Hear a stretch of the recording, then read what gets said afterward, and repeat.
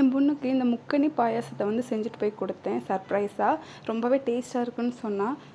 Season முடியறதுக்குள்ளே நீங்களும் ஒரு time try பண்ணி பாருங்கள். ரொம்பவே அல்டிமேட்டாக இருக்கும். வாங்க இது எப்படி செய்யுதுன்னு சொல்லிட்டு பார்க்கலாம். இப்போ பெரிய மாம்பழம் எடுத்திருக்கேன். பெரிய மாம்பழன்றனால நான் பாதி தான் எடுத்திருக்கேன்.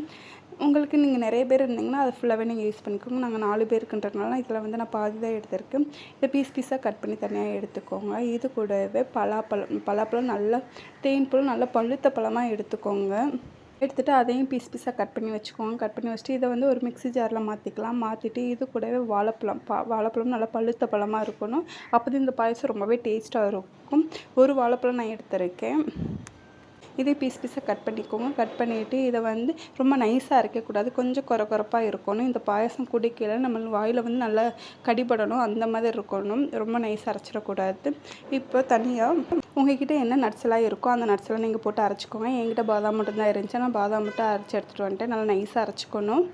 இப்போ ஒரு பாத்திரத்தில் நான் 1/4 லிட்டர் பால் ஊற்றிருக்கேன். நீங்கள் அது நிறைய பேர் இருந்தீங்கன்னா 1/2 லிட்டர் யூஸ் பண்ணிக்கோங்க. நான் 1/4 லிட்டருக்கு அளவாக தான் இப்போ தான் சொல்லியிருக்கேன். இப்போ அந்த பால் வந்து இப்போ 1/4 லிட்டர்ன்றது வந்து ஒரு 150 ml வந்து வர வரைக்கும் நல்லா கொதிக்கணும். இதுக்கப்புறம் நம்ம இப்போ அரைச்சி வச்சுருக்க அந்த நட்ஸையுமே போட்டுக்கலாம். போட்டுட்டு 1 டேபிள் ஸ்பூன் ஏலக்காய் தூளும் போட்டுக்கோங்க. போட்டுட்டு இதை நல்லா மிக்ஸ் பண்ணி விட்டுக்கோங்க. ரொம்ப நேரம் கொதிக்கணும் அவசியம் இல்லை. இப்போ இதை கொஞ்சம் லைட்டாக ஆறுனதுக்கப்புறம் நம்ம அரைச்சி வச்சுருக்க அந்த முக்கனி பழத்தையுமே மிக்ஸ் பண்ணி இப்போ சர்வ் பண்ணி பாருங்களேன். ரொம்பவே டேஸ்ட்டாக இருக்கும். இதை நம்ம சூடாகவும் குடிக்கலாம். ஃப்ரிட்ஜில் வச்சு நம்ம கூல் பண்ணியும் குடிக்கலாம். ரொம்பவே டேஸ்ட்டாக இருக்கும். கண்டிப்பாக இந்த ஹெல்த்தியான முக்கனி பாயசத்தை வந்து நீங்கள் ஒரு டைம் ட்ரை பண்ணி பாருங்கள். தேங்க்யூ ஃபார் வாட்சிங்.